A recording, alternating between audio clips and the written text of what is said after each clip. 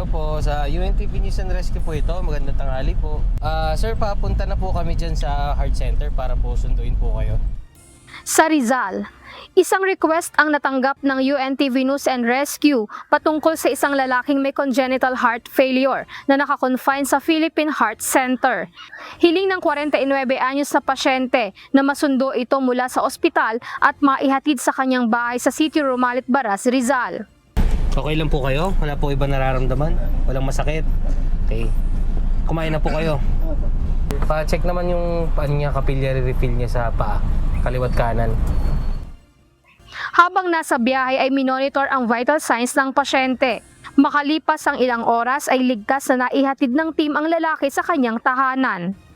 Saan po yung mga rashes po ninyo? Dito po, tsaka sa kabila. Okay.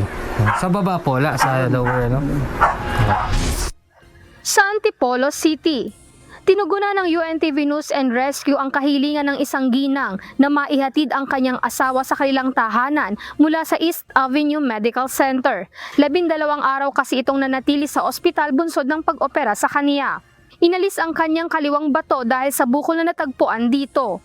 Nag-umpisa umano sa simpleng pananakit ng tagiliran hanggang sa biglaang pagbagsak ng katawan. Kinalaunan ay tumindi ang sakit na naramdaman sa kanyang tagiliran kaya na-confine at naoperahan sa ospital.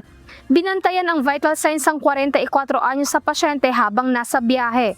Maayos na naihatid ang pasyente sa kanilang tahanan sa Barangay de la Paz, Antipolo City. Sa mga nangangailangan ng agarang tulong sa panahon ng aksidente o sakuna, maaaring makipag-ugnayan sa UNTV News and Rescue Hotline 8911 UNTV o 8911-8688. Lizel Nael, UNTV News and Rescue. Diyos ang aming sandigan, serbisyo publiko ang aming pinahahalagahan.